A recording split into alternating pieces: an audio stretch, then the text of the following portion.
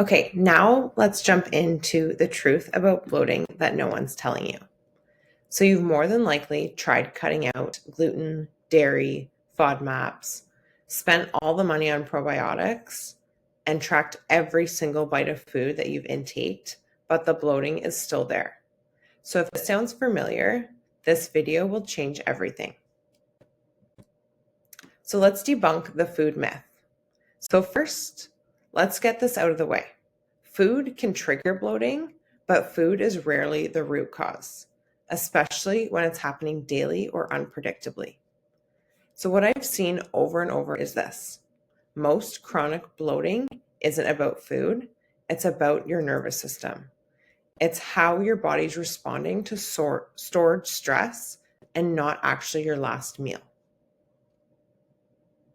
So the brain-gut conflict connection.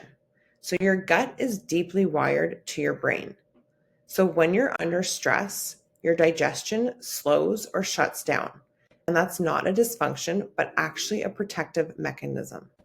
So from a German new medicine perspective, chronic bloating is often connected to what we call an indigestible morsel conflict.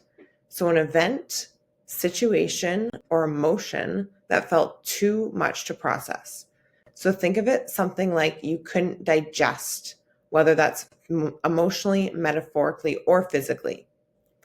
So this could be a betrayal that blindsided you, a job loss or legal matter, a conversation that left you feeling disrespected or devalued, or even a family dynamic that feels too emotionally ugly to sit with.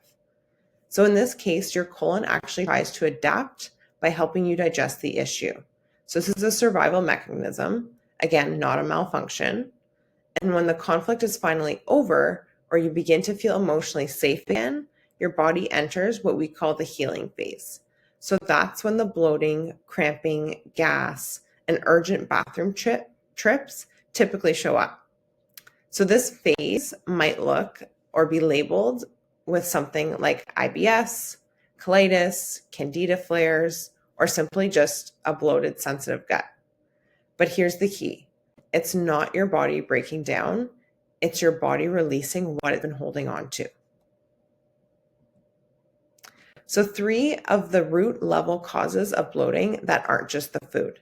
So 1, like I mentioned, unresolved emotional stress. So even if you're eating perfectly, if your nervous system is still holding on to that fear and in that fight or flight from the anger or grief, your digestion is going to stay stuck.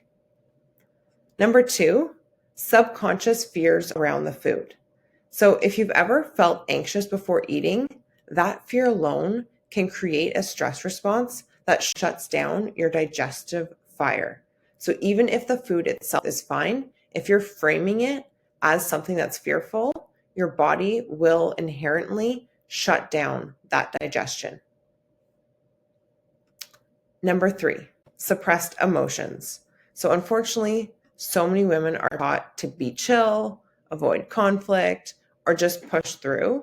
But what actually happens when you push it down is it goes somewhere, and that's often the gut.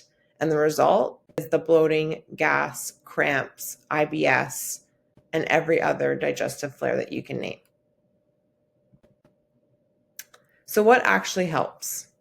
So you don't need another elimination diet, I can promise you. But what you do need to do is 1, regulate your nervous system, build safety around food again. So stop fearing it as the culprit, but actually just start building that safety and trust again.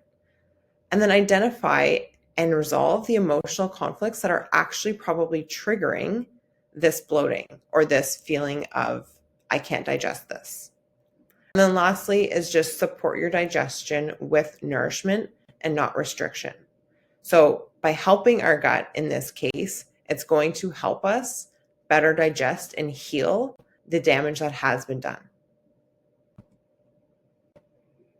So I want you to reflect for a minute. So can you think of a time when your bloating started or got worse after an emotional event like a breakup, a job stress, or a family shift? So just pause this video and journal or reflect for 60 seconds. And if you've been blaming your body for bloating, I hope this gave you a new lens, because your body, I can promise, is not fighting you. It's actually just trying to protect you.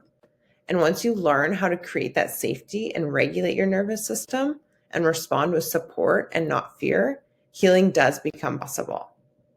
So if you want help decoding your symptoms, click the link below to book your free one-on-one call. And again, I can help you walk through all of these